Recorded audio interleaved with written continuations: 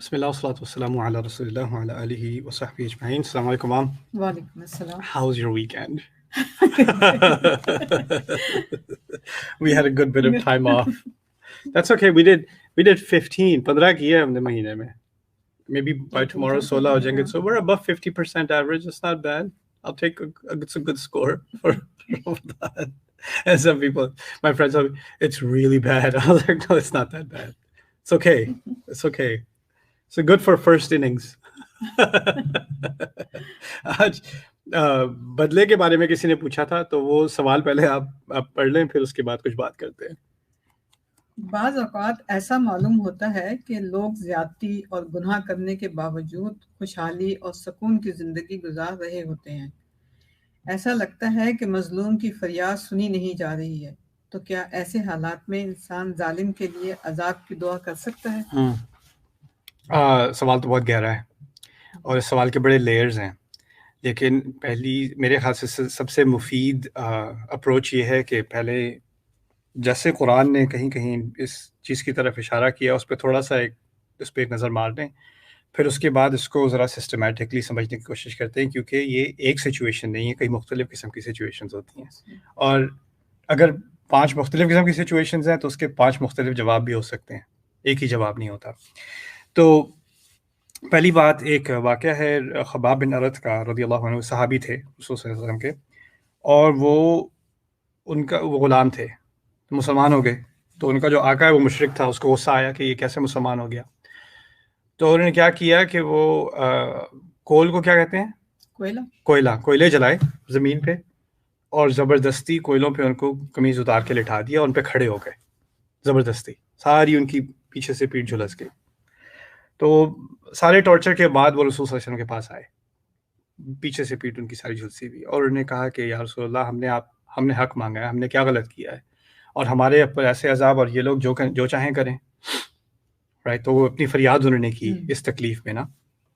تو اس موقع پر اللہ تعالیٰ نے سورۃ العنکبوت کا پہلا جو حصہ ہے وہ نازل کیا, اور سورۃ العنکبوت سورہ نمبر 29 ہے, 29. My numbers are getting good. 29. So number 29 شروع میں ہی ہے, الف لام میم احسب الناس ان یترکوا ان یقولوا آمنا وهم لا یفتنون. الف لام میم, کیا لوگوں نے یہ سوچا ہوا ہے کہ وہ چھوڑ دیے جائیں گے یہ کہنے کے بعد کہ وہ ایمان لے آئے, اور ان کو فتنے میں نہیں ڈالا جائے گا. فتنے کا لفظ عربی میں ہوتا ہے کسی کو بہت سخت مشکل میں ڈالنا. اصل میں فتنے کا لفظ استعمال ہوتا تھا پہلے سونے کو پاک کرنے کے لیے. سونے کو جب بہت بڑی آگ میں ڈالتے ہیں نا, بھٹی میں ڈالتے ہیں, تو اس میں جو بھی امپیورٹی ہوتی ہے وہ پگھل کے نکل جاتی ہے, خالص سونا رہ جاتا ہے. اس پروسیس کو فتنہ کہتے تھے عربی میں. تو اس سے ہم نے جب کہتے ہیں کہ عربی میں کہتے ہیں کوئی فتنے میں ہے, یعنی وہ بہت بڑے امتحان میں ہے, لیکن اس میں اس کا مقصد بھی ہے کہ اس کی جو کوئی بھی ناپاکی ہوگی اس کے اندر وہ بھی نکل آئے گی, وہ ریفائن ہو جائے گا جو بھی ہے فتنے سے گزر رہا ہے. تو خیر اللہ نے یہ بات کی, پھر کہا وَلَقَدْ فَتَنَّا الَّذِينَ مِن قَبْلِهِمْ, تم سے پہلے بھی کہیں پہلے بھی لوگوں کو فتنے میں ڈالا گیا تھا. وَلَيَعْلَمَنَّ اللَّهُ الَّذِينَ صَدَقُوا وَلَيَعْلَمَنَّ الْكَاذِبِينَ, اور اللہ جان لے گا اسی طرح سے کہ کون واقعی اپنے دعوے میں سچا ہے اور کون جھوٹے ہیں. پھر کہا ام حسب الذین اجترحوا السیئات ان یسبقونا ساء ما یحکمون. پھر کہتے ہیں دوسری طرف, کیا وہ لوگ جنہوں نے اس قسم کے شدید گناہ کیے ہیں, یعنی اب اشارہ خباب کی طرف نہیں ہے, انہیں تو کہا کہ تم فتنے میں ڈالے گئے ہو, تم سے پہلے بھی ڈالے گئے, لیکن دوسری طرف بات کی کہ جن لوگوں نے یہ جرم کیے ہیں, جو سیئات کی ہیں اور ان کا ارتکاب کیا ہے, کیا وہ یہ سمجھتے ہیں کہ یہ ہم سے آگے نکل گئے, یا یہ بڑے مزے کر رہے ہیں اور ہمیں پتہ نہیں چلا اور ہماری پکڑ سے بچ گئے. جیسے کسی مووی میں ہوتا ہے نا کہ وہ پولیس والے چیس کر رہے تھے, وہ بارڈر سے نکل گیا, وہ پولیس کے جورسڈکشن میں نہیں ہے, رائٹ.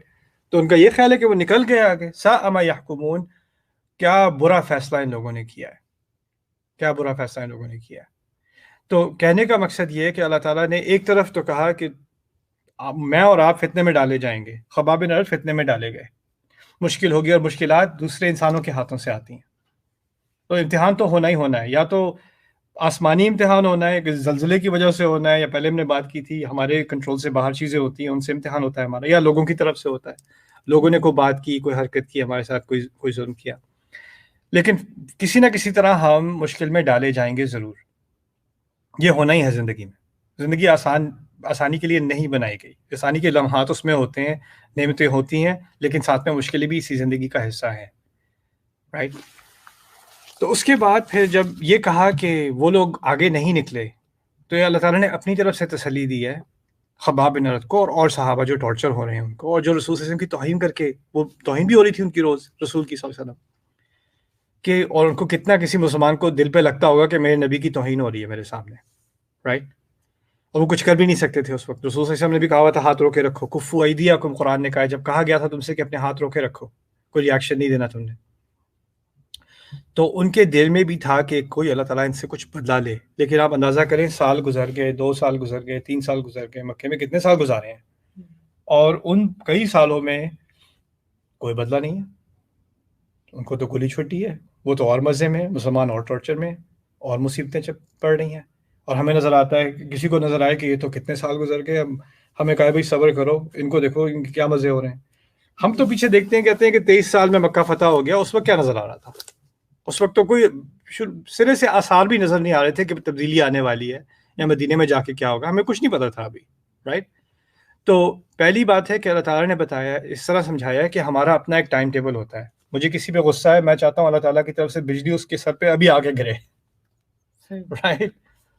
لیکن اللہ تعالیٰ نے دنیا ہمارے ٹائم ٹیبل پہ نہیں بنائی، اپنے ٹائم ٹیبل پہ بنائی. اور اگر واقعی ہمارے ٹائم ٹیبل پہ دنیا ہوتی نا تو دنیا باقی نہ رہتی، کیونکہ میں نے کسی کے سر پہ بجلی گرانی تھی، کسی اور نے میرے سر پہ گرانی تھی، ہم سارے ختم ہو جاتے ہیں. اللہ تعالیٰ کی رحمت ہے کہ کیونکہ اگر کوئی انسان سوچے کہ میری توقعات کے حساب سے انصاف ہونا چاہیے، تو پھر دوسرے انسان کے توقعات کے سے بھی، اس کے حساب سے بھی تو انصاف ہونا. اگر آپ سمجھتے ہیں کہ آپ کے ساتھ کسی نے زیادتی کی ہے تو یہ ممکن نہیں ہے کہ آپ نے کبھی کسی کے ساتھ زیادتی نہ کی ہو، آپ کو خیال بھی نہ آئے ہو اور کی ہو. تو اور اگر ہر ایک کو جزا اور سزا فوراً ملنی شروع ہو جائے اس دنیا میں تو دنیا کی پاپولیشن تو گئی ختم، پہلی بات. دوسری بات اس میں یہ ہے کہ اللہ تعالیٰ نے یہاں پر فرمایا کہ بدلے کے، اور جگہ پر بتایا ہے کہ بدلے کے جو چاہت ہے، خواہش ہے انسان کے اندر کہ میرے ساتھ انصاف ہو. بدلہ اور چیز ہے، انصاف اور چیز ہے. انصاف ہو کم از کم کہ میرے ساتھ زیادتی ہوئی ہے، مجھے اس کو کریکٹ کرنا ہے، اس کا مجھے جسٹس لینی ہے.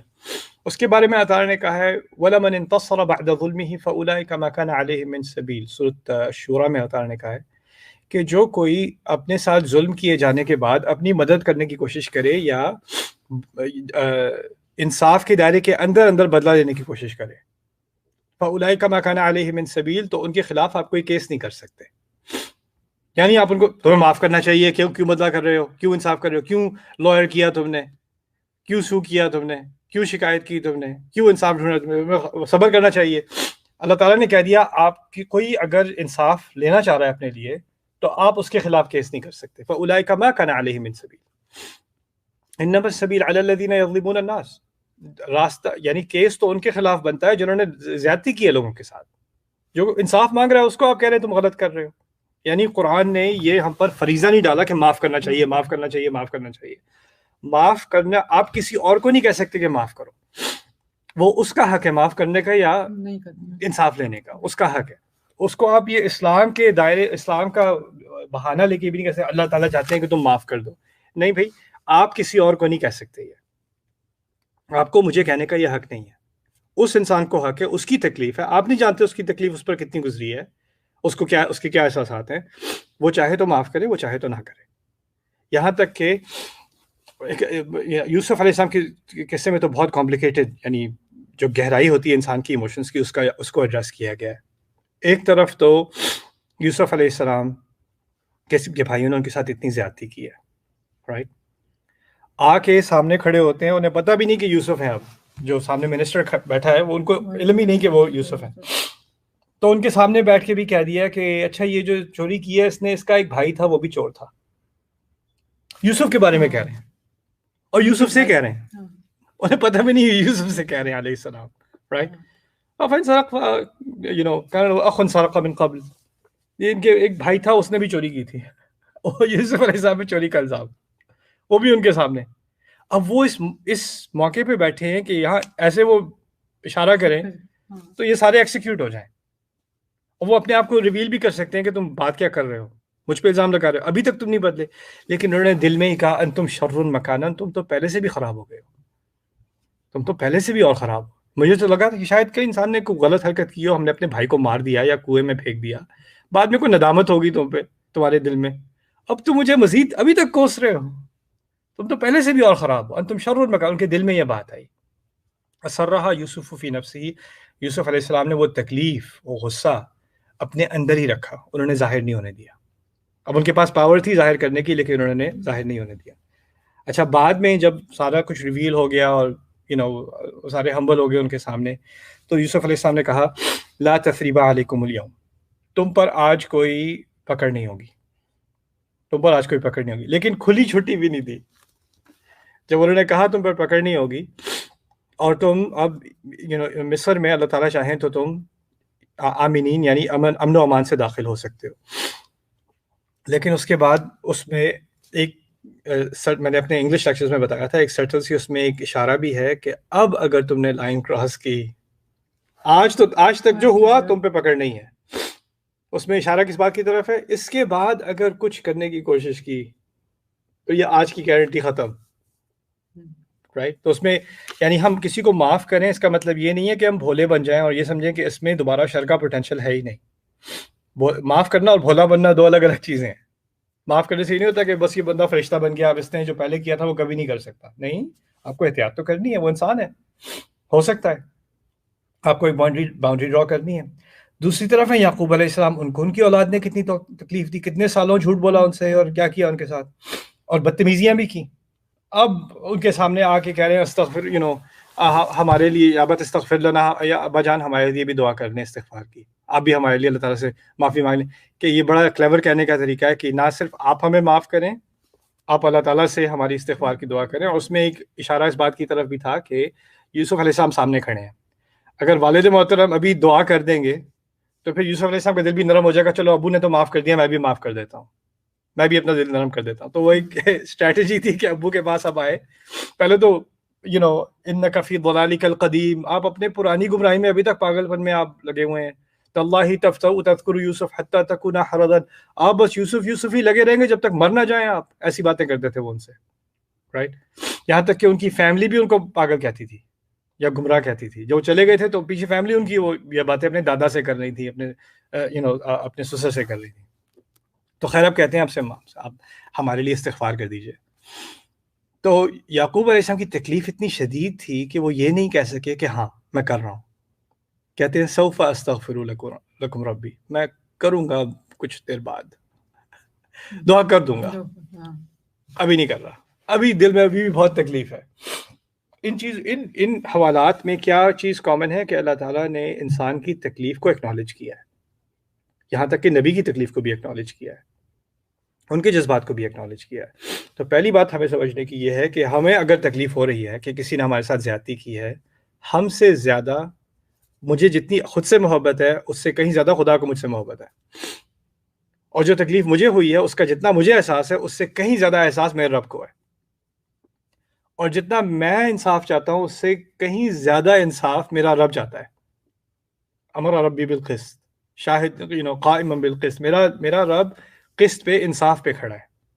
اور انصاف کی اصل جو اللہ تعالیٰ کے ناموں میں سے العدل، انصاف، یعنی انصاف کی ڈیفینیشن ہی ہمارا رب ہے.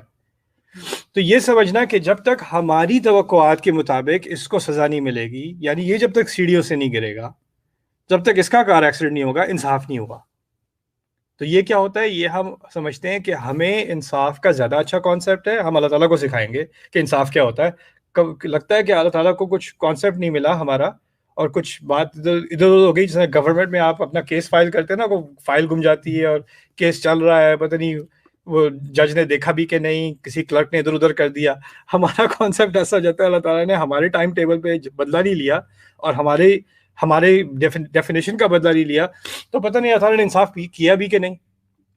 اور یہ آپ خود سوچیں، مسلمان ہونے کے ناطے اللہ تعالیٰ کو ہر عیب سے پاک ہونے کے ناطے جو ہم مانتے ہیں، ایسے خیالات اللہ تعالیٰ کے بارے میں مناسب ہیں؟ ممکن ہے انسان بھول جاتا ہے جذبات میں آ کے کہ وہ کیا کیا سوچ رہا ہے اپنے رب کے بارے میں. بس ہم چاہتے ہیں فوراً بدلہ دے لیں، فوراً بدلہ لے لیں.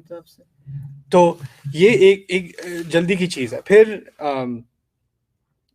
وجزاء سیئۃ سیئۃ مثلھا، جو برا کیا ہے اس کی جزا تو اسی کے برابر کی ہوگی. اللہ تعالیٰ نے یہ قاعدہ دے دیا، لیکن کیسے دے گا، کب دے گا، کس مقدار میں دے گا، کہاں دے گا یہ اس پر ہے، یہ اللہ تعالیٰ یہ اس پر ہے۔ آپ یہ بھی سمجھ لیں کہ ہم کیونکہ ایک دنیا پہ ایمان نہیں رکھتے، ہمارا ایمان ہے دیکھی دنیا پہ اور ایک اندیکھی دنیا پہ۔ دیکھیے دیکھی دنیا میں کوئی چیز زحمت ہو سکتا ہے کہ وہ اندیکھی دنیا میں نعمت ہو، اور اس کا الٹا بھی ہو سکتا ہے، یہ بھی ہو سکتا ہے کہ دیکھی دنیا میں کوئی چیز نعمت ہو اور اس کی حقیقت کیا ہو کہ وہ زحمت ہو۔ ابراہیم علیہ السلام گھر سے نکالے جا رہے ہیں، زحمت ہے، لیکن آخرت کے حساب سے بہت بڑی نعمت ہے۔ فرعون کے پاس دنیا کا سب سے بڑا محل ہے، اس سے بڑی نعمت کیا ہوگی؟ لیکن اصل میں وہ نعمت کیا ہے؟ وہ زحمت ہے۔ ہم کسی کو دنیاوی اعتبار سے نعمت میں دیکھتے ہیں اور ہم کیا سمجھتے ہیں کہ یہ نعمت ہی نعمت ہے اس کے اوپر۔ آپ کو نہیں پتا کہ اس کے اندر کیا لعنت ہے، اس نعمت کے اندر کیا مشکلات آتی ہیں اس کے ساتھ، اس کی آخرت میں کیا پکڑ ہوگی، یا ہو سکتا ہے اس دنیا میں کیا پکڑ ہوگی۔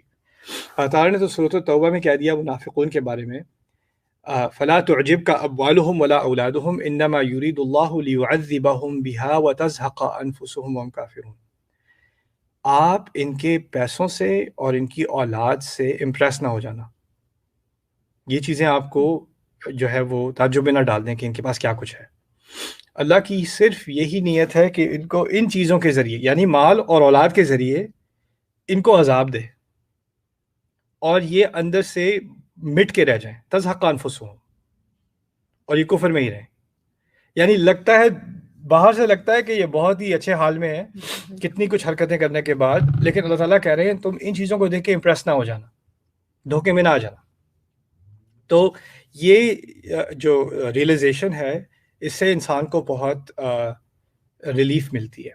پھر اس کے بارے میں آخری بات وہ یہ ہے کہ اللہ تعالیٰ نے جو انسان کے دل میں ہوتا ہے نا کہ مجھے بدلہ چاہیے، کہ اس کو بھی کوئی نہ کوئی تکلیف ہو، اس کو بھی تکلیف ہو، یہ اصل میں جو اللہ تعالیٰ سے ایمان ہے نا اس سے دور دور لے کے چلی جاتی ہے ہمیں یہ چیز۔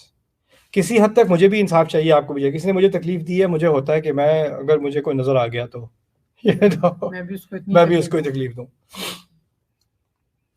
لیکن خود انصاف لینا، لاء کے ذریعے لینا، فیملی کے ذریعے انصاف لینا، شریعت کے دائرے کے اندر انصاف لینا، وہ اپنی جگہ ہے۔ اللہ تعالیٰ سے کسی کے خلاف سزا کی دعا مانگنا وہ الگ چیز ہے۔ اللہ تعالیٰ اس کو یہ کر، وہ کر، یہ کر۔ ہمارا جو بیان ہے قرآن کا، جو ہدایت ہے قرآن کی، وہ کیا ہے؟ ہم یہ نہیں اندازہ کر سکتے کہ ہمارے ساتھ جو کسی نے زیادتی کی ہے، جو انبیاء کے ساتھ لوگوں نے زیادتی کی تھی وہ کم ہوگی، بلکہ ان کے ساتھ جو زیادتیاں ہوئیں وہ زیادہ ہیں، ہمارے ساتھ جو زیادتیاں ہوئی ہیں وہ کم ہیں۔ تو ان لوگوں نے جب انصاف تو لیں گے، اور وہ یہاں تک کہ جنگیں بھی لڑی گئی ہیں، انصاف اپنی جگہ ہے، وہ انسانی دائرے میں، لیکن اللہ تعالیٰ سے دعا اپنی جگہ اور ہے۔ اللہ تعالیٰ سے دعا، اکثریت دعائیں کیا ہیں؟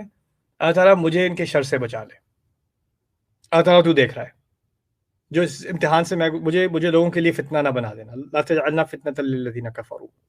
اس کا مطلب ہے اپنے لیے دعا کریں، اپنے لیے دعا کریں کہ آپ ان لوگوں کے شر سے بچ کے رہیں، یا آپ اللہ تعالیٰ کو آپ کو ہیلنگ دے دے، آپ کو ریلیف دے دے، آپ کو شفا دے دے، آپ کے دل کو اطمینان دے دے۔ دیکھیں بدلے کا جو جذبہ ہے نا، وہ انسان کو اندر سے کھاتا جاتا ہے، اور جس نے آپ کو تکلیف دی ہے وہ ابھی بھی جیت رہا ہے، کیونکہ آپ ابھی بھی چین سے نہیں ہیں۔ اور میں بتاؤں، جن لوگوں کو آپ کو تکلیف دینی ہوتی ہے نا، وہ آپ کو خوش دیکھ کے بڑی تکلیف میں ہوتے ہیں، رائٹ؟ تو جیسا کسی انسان کو ہو رہا ہے میں اس کو خوش دیکھ رہا ہوں، مجھے تکلیف ہو رہی ہے، ایسا الٹا بھی کر سکتے ہیں آپ کہ اگر آپ خوش ہو جائیں اور آپ کو اس جلن سے آپ ہٹ جائیں تو اس کو تکلیف ہونی شروع ہو جائے کہ میں نے تو اس کو برباد کیا تھا، یہ خوش کیوں ہے، یہ کیوں ہنس رہا ہے، یہ کیوں سانس لے رہا ہے، رائٹ؟ تو بدلے کے سینٹیمنٹ سے انسان اپنے آپ کو نکالنے کی کوشش کرے تو وہ اس کے لیے، خود کے لیے بہتر ہے۔ وہ کسی اور کو ڈیمیج نہیں کر رہا، وہ اپنے آپ کو ڈیمیج کر رہا ہے اس کے اندر رہ کے۔ پھر میں یہ کہنا چاہتا تھا کہ اس میں نا کئی دفعہ ایسا ہوتا ہے کہ ہماری فیملی سچویشنز میں فیملیز کی طرف سے زیادتی ہوتی ہے، کسی کے چچے نے زیادتی کی، کسی سسر نے زیادتی کی، کسی کے ہسبینڈ نے زیادتی کی، وائف نے زیادتی کی، لوگوں نے زیادتی کی، رائٹ؟ اور ہم اس میں بیچ میں اللہ تعالیٰ کو لے آتے ہیں کہ اللہ تعالیٰ کی طرف سے اس پر یہ ہوگا وہ ہوگا. اس کا سلوشن یہ ہے کہ ہمیں فیملی میں چیزوں کو کنفرنٹ کرنا چاہیے, چیزوں کو ایڈریس کرنا چاہیے, انصاف لینا چاہیے صحیح چینل کے تھرو. یہی نہیں کہ بیٹھ کے ہم دعائیں کریں کہ اللہ تعالیٰ کی طرف سے کوئی آسمانی انصاف آئے گا, ہم نے تو کچھ نہیں کرنا, ہم تو بیٹھے مار کھا رہے ہیں جی, بس ہمارے ساتھ تو یہ ہو گیا وہ ہو گیا. ہر انسان کے پاس انصاف لینے کا اس کے پاس ایک صلاحیت ہے, کوئی نہ کوئی راستہ ہے. جب وہ راستہ ڈھونڈے ہی نہ اور سب اللہ تعالیٰ پہ ڈال دے اور پھر کہ اللہ تعالیٰ بدلہ لے گا میرے لیے, اللہ تعالیٰ بدلہ کیوں نہیں لے رہا؟ نہیں, وَلَمَنِ انتَصَرَ بَعْدَ ظُلْمِهِ, جس نے اپنی مدد کرنے کی کوشش کی ظلم ہونے کے بعد. یعنی ہر انسان کے پاس کچھ نہ کچھ صلاحیت ہے کہ وہ اپنی صورتحال میں کچھ نہ کچھ کر سکے. ٹھیک ہے, کچھ سچویشنز ہوتی ہیں کہ اب یوسف علیہ السلام جیل میں ہیں, وہ کچھ نہیں کر سکتے, وہ اپنی جگہ ہے. لیکن اگر فرض کریں کوئی بڑا بھائی ہے کسی کا, وہ ہمیشہ گالیاں دیتا ہے اس کو, چھوٹے بھائی کو ابیوز کرتا ہے, رائٹ؟ تو آپ کے یا تو آپ دعائیں کریں کہ بھائی جو ہے وہ یا صحیح ہو جائے یا برباد ہو جائے, وہ یہ بھی دعائیں کرتے ہیں. یا ایک دن ہمت کر کے پیرنٹس کے سامنے, فیملی کے سامنے, چچا کو لا کے, کسی کو لا کے, بھائی آپ جو کرتے ہیں یہ غلط ہے, یہ نہیں کریں, یہ بہت مجھ سے نہیں ہے برداشت ہوتا, یہ آپ زیادتی کر رہے ہیں میرے ساتھ. اور وہ شاید آپ کے سامنے زیادہ بھڑکے یا ایک دفعہ زیادہ بھڑک جائے, پھر آپ بار بار اس کو ایڈریس کریں گے, کنفرنٹ کریں گے, تو شاید وہ پھر بھی خود ہی بیک ڈاؤن ہونا شروع ہو جائے بندہ. لیکن ہم سچویشن کو کنفرنٹ نہیں کرتے, ہمیں کانفرنٹیشن سے, سامنا کرنے سے کسی صورتحال کا ہم ڈرتے ہیں کہ اگر ہم سامنا کریں گے تو بہت بھڑک جائے گا یہ بندہ. اور وہ جو بھڑکنے والے ہوتے ہیں نا لوگ, وہ اسی بات پہ ڈیپینڈ کرتے ہیں کہ آپ ان کے بھڑکنے کے ڈر میں بیٹھے رہیں گے. جب ایک دفعہ آپ کھڑے ہو گئے, آپ نے کوئی زیادتی نہیں کی, آپ نے آواز بلند نہیں کی, آپ نے گالم گلوچ استعمال نہیں کی, آپ نے صحیح بات کی ہے, آپ نے اپنے آپ کو کنٹرول میں رکھ کے بالکل تحمل سے بات کی ہے, تمیز سے بات کی ہے, لیکن صحیح بات کی ہے, تو وہ جتنا بھی بھڑکتے رہیں, آپ کام رہیں, آپ اپنی بات کریں اور آپ کریں, اور پھر یہ سچویشنز بدلیں گی. لیکن جب تک آپ نہیں کھڑے ہوں گے اور آپ میں تھوڑی دیکھو, مار کھانے کی تو ابھی بھی ہمت ہے, وہ تو ویسے بھی پڑھنی ہے, چلو کم سے انصاف ہی لے لو, آواز ہی اٹھا لو, رائٹ؟ تو کوئی ابیوسو سچویشن میں ہو تو اس کو فیملی سے کہیں سے مدد لینے کی کوشش کرنی چاہیے. ہماری انفارچونیٹلی کلچر میں بہت اچھی چیزیں بھی ہیں, کچھ خراب بھی ہیں. وہ ایسا بھی ہوتا ہے کہ کوئی کسی پہ زیادتی ہو رہی ہے, وہ فیملی سے سپورٹ لینے کی کوشش کرتے ہیں, اور فیملی جا کے کہتی ہے نہیں بھی ہم نے بھی ماریں کھائی ہیں, تم بھی صبر کر لو, رائٹ؟ تو وہ زیادتی کو مزید سپورٹ کرتے ہیں, رائٹ؟ بلکہ لیکن حق یہ بنتا ہے ہر انسان کا, اور خاص کر فیملی کا, کہ اگر کوئی آپ کے پاس آ رہا ہے اور کہہ رہا ہے میرے ساتھ زیادتی ہو رہی ہے, تو اس کو یہ کہنے کے بجائے کہ تم صبر کر لو یا معاف کر دو. کہ میں نے شروع میں کہا تھا, معاف کرنے کا آپ کسی کو نہیں کہہ سکتے کہ تم معاف کرو, وہ اس کا اپنا حق ہے, وہ اللہ نے اس کو دیا, وہ آپ نہیں لے سکتے. نہ اس کو آپ اس کو گلٹ کر سکتے ہیں کہ جب تک آپ معاف نہیں کریں گے آپ میں کچھ خرابی ہے, یہ بھی نہیں ہے. ٹھیک کہتے ہیں اللہ کو معافی پسند ہے, اللہ کو معاف کرنا پسند ہے, تو معاف کر دو, اللہ خوش ہو جائے گا. اللہ کو معاف کرنا بہت پسند ہے, اور اسی اللہ نے جس دن آیات میں معاف کرنے کی بات کی ہے, اور معاف کرنے کا بہت بڑا انسینٹیو دیا ہے, اس میں کوئی شک نہیں ہے.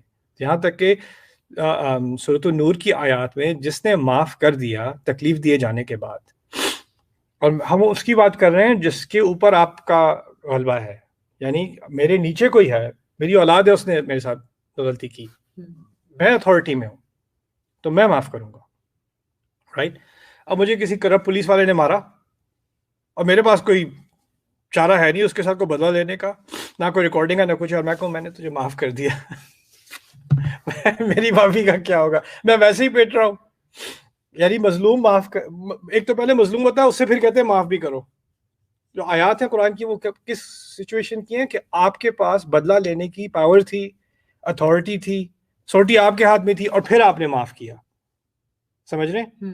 تو پھر اس کے بارے میں کہا ہے فَأَجْرُهُ عَلَى اللَّهِ, اس کا اجر اتنا عظیم ہے کہ اس کو تو تعبیر بھی نہیں کیا جاتا, بس اللہ پر ہے اس کا اجر, اتنا عظیم اجر ہے اس کا, جس کے پاس بدلہ لینے کی طاقت ہو اور وہ نہ لے. لیکن ہم کیا کرتے ہیں, ہم مظلوم جس کے پاس پہلے ہی طاقت نہیں ہے, وہ آپ کے پاس مدد لینے آیا ہے, کیونکہ میرے پاس بدلہ دور کی بات, میرے پاس انصاف کی بھی طاقت نہیں ہے, وہ آپ کے پاس آیا اور اب اس کو لیکچر دینے کے بھی معاف کر دو, اللہ کو معافی پسند ہے. یہ ہوتا ہے مظلوم کو دبانا, مظلوم کو زندہ دفنانا, یہ غلط ہے. اور یہ اسلام کے نام پہ کرنا, یہ تو بہت ہی الٹا, جو قرآن نے جو بات کی اس سے آپ کہیں اور بات لے کے جا رہے ہیں. ہم اس کو سپریسنگ دا وکٹمز انگلش میں سے کہتے ہیں, یعنی آپ الٹا وکٹم کو آپ نیچے دبا رہے ہو اور کہہ رہے ہو تم صبر کرو. نہیں, صبر تو اسے کرنا, اس کو سکھانا چاہیے جس میں جو آپے سے باہر ہو رہا ہے, جو ظالم ہے. تو کوئی آتے ہیں کہتا ہے کہ بھائی مجھے کسی لڑکے نے بھیجا تھا کہ اس کے فادر جو ہیں وہ شراب کے ایڈکٹ ہو گئے ہیں، وہ مارتے ہیں، ماں کو بھی، مدر کو بھی مارتے ہیں، بیٹے کو بھی مارتے ہیں، ٹھیک ہے. اور وہ کہتا ہے مجھے کسی کو بتانے سے ڈر لگتا ہے، ہمارے گھر میں بےزتی ہوگی. میں نے کہا دیکھو تمہاری مدر کا تم پر حق ہے.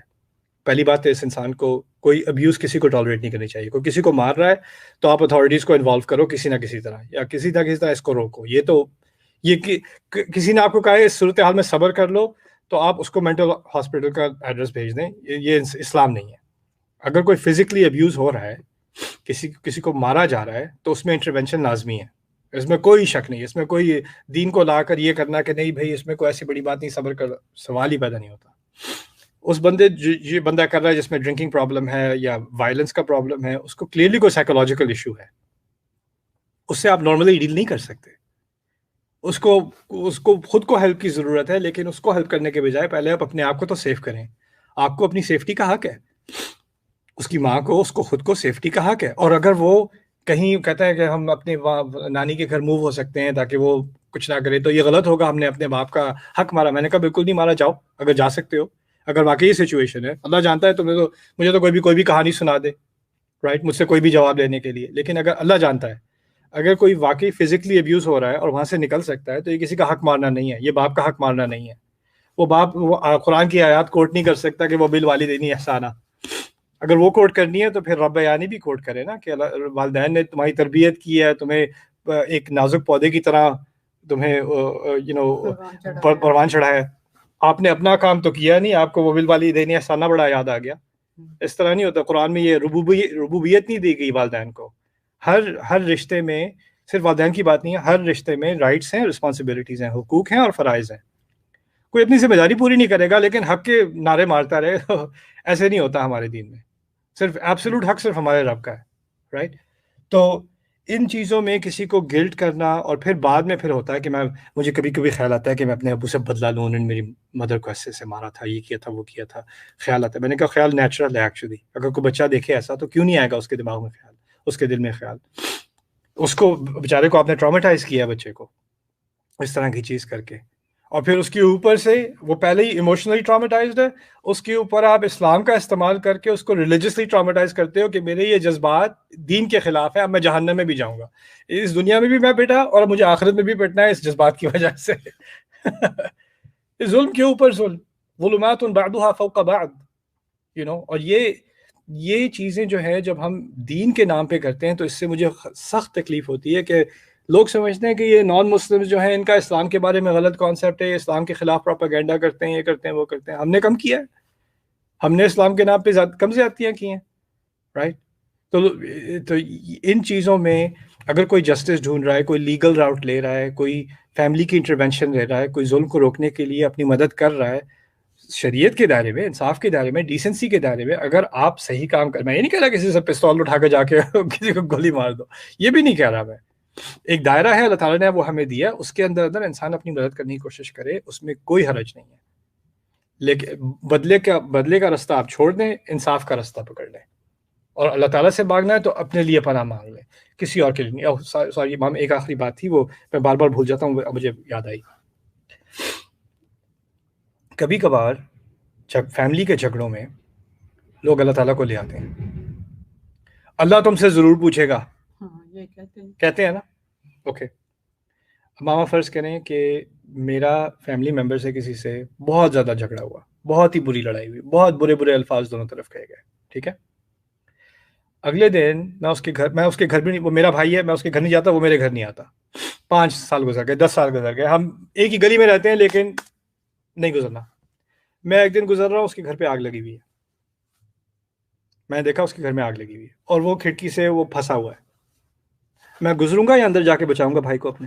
ظاہر ہے بچاؤ گے بھائی کو. 10 سال بعد نہیں کی میں نے، لیکن پھر بھی جب آگ لگتی ہے دیکھ رہا ہوں تو کیا کہتا ہوں؟ یہ نہیں کہتا بھاڑ میں جائے، یاد ہے تو نے مجھے کیا کہا تھا، اب جل.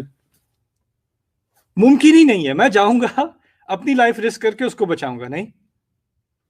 جب ہم یہ کہتے ہیں کہ اللہ تم سے پوچھے گا، تو یہ کس دن پوچھے گا؟ قیامت کے دن. اور اگر قیامت کے دن کسی کی پوچھ ہو گئی تو وہ کہاں پھینکا جائے گا؟ دوزخ میں. ایک دن کے لیے، آدھے گھنٹے کے لیے، ہمیشہ کے لیے نا. آپ کا غصہ ایک انسیڈنٹ پر، 1 سال کی بات پر، 10 سال کی بات پر، اور آپ کے منہ سے الفاظ ایسے نکل رہے ہیں کہ آپ کے لیے یہ اوکے ہے کہ یہ بندہ کروڑوں سال جہنم میں جلے تاکہ آپ کا غصہ ٹھنڈا ہو جائے. آپ کو احساس نہیں آپ کے منہ سے کیا بات نکل رہی ہے. انصاف اپنی جگہ, اللہ تعالیٰ کو بیچ میں لانا, آخرت کو بیچ میں لانا, میں خدا کو گواہ بناؤں گا تم نے کیا کیا میرے ساتھ, یہ کیا وہ کیا. oh my God, کچھ زیادہ ہی آگے لے گئے آپ بات.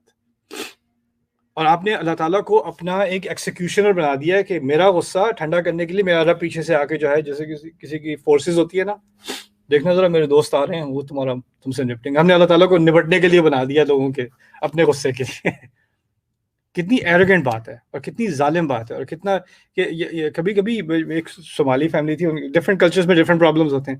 ان کی فیملی میں کیا ہوتا ہے, ماں بچے سے کہے گی, بیٹی سے کہے گی کہ برتن دھو دے, برتن نہیں دھوئے گی, لعنک اللہ ولعن الملائکہ, اللہ تجھ پہ لعنت کرے, فرشتہ تجھ پہ لعنت کرے, آخرت میں یہ کر. او مائی گاڈ, تو یہ جہنم میں بھیج دیا بیٹی کو ڈشز کے اوپر یار. اور بچے روتے ہوئے آتے ہیں کہ میری مدر نے ایسے کہا ہے, واقعی میرے ساتھ ایسا ہوگا, اللہ تعالیٰ واقعی ایسا کرے گا؟ نہیں, انسان ظالم ہو سکتے ہیں. اللہ تعالیٰ نے کہا ہے پیرنٹس کے ساتھ احسان کرو, لیکن پیرنٹس بھی یہ جانور سے زیادہ خراب ہو سکتے ہیں. ممکن ہے, ہوتا ہے دنیا میں, اور جاہل بھی ہو سکتے ہیں, یہ بھی ہوتا ہے. لیکن ہمارا رب وہ ہمیشہ رحمان رحیم, اور وہ قسط پر کام کرتا ہے, وہ عمل کرتا ہے. اس کی سنت ہے کہ وہ غیر انصافی نہیں کرتا, اور کسی کے برے الفاظ سے آپ کسی طرح کنڈیم نہیں ہو گئے. کسی نے آپ پر لعنت بھیج دی, اس کا مطلب یہ نہیں کہ اللہ تعالیٰ نے رجسٹر کر دیا, فرشتوں نے رجسٹر کر دی لعنت ان کے خلاف, تو کسی نے لعنت بھیجی تھی, سوری بھی آپ نے اچھے کام تو کیے ہیں لیکن یہ لعنت رجسٹر ہے تو آپ کو تو جانا پڑے گا جہنم میں. ایسا نہیں ہے. ہم نے ایسے بچکانہ کانسیپٹ بنائے ہوئے اپنے رب کے بارے میں کہ کسی نہ کسی طرح لوگوں کی جو شارٹ سائٹڈنس ہے اس کی وجہ سے ہمارے قیامت کے دن بھی شارٹ سائٹڈنس ہوگی. ایسا نہیں ہوتا. تو ہمیں چاہیے کہ لوگوں کے ساتھ ریکنسائل کریں, اور ایسی سوچ اور ایسی باتیں دوسروں کے بارے میں نہ کریں, اور جو کر رہے ہیں ان کو تھوڑا پیار سے احساس دینے کی کوشش کریں کہ جو آپ یہ بات کہہ رہی ہیں یا کہہ رہے ہیں, آپ اس کا نتیجہ تو سوچیں, اس کے بارے میں آپ کیا سوچ رہے ہیں, آپ کیا کہہ رہے ہیں. ممکن ہے کہ شاید ان کو احساس ہو جائے. کچھ لوگ ہوتے ہیں اچھا کہہ دیا تو کہہ دیا نا, ٹھیک ہی تو کہا ہے. کچھ لوگ ایسے بھی ہوتے ہیں, جو ایسے ہوتے ہیں ان سے خاطبہم الجاہلون قالوا سلاما, اچھا جی السلام علیکم, سوری میں نے یہ بات کی, چھوڑ دیں. ایسے لوگ, کچھ لوگوں کو اپنے حال پہ ہی چھوڑ دینا چاہیے. وہ ایسے بھڑکتے ہیں اور ایسی جاہل باتیں کرتے ہیں کہ وہ نہ صرف آپ کے خلاف, فرشتے ان کے خلاف لکھ رہے ہیں, تو آپ ان پہ فیور کر رہے ہیں, ان سے پیچھے ہٹ کے ڈسٹنس کر کے ان پہ آپ رحم کر رہے ہیں. تو اسی پہ اکتفا کرتے ہیں آج انشاءاللہ. بارک اللہ علی ولکم. السلام علیکم ورحمۃ اللہ وبرکاتہ.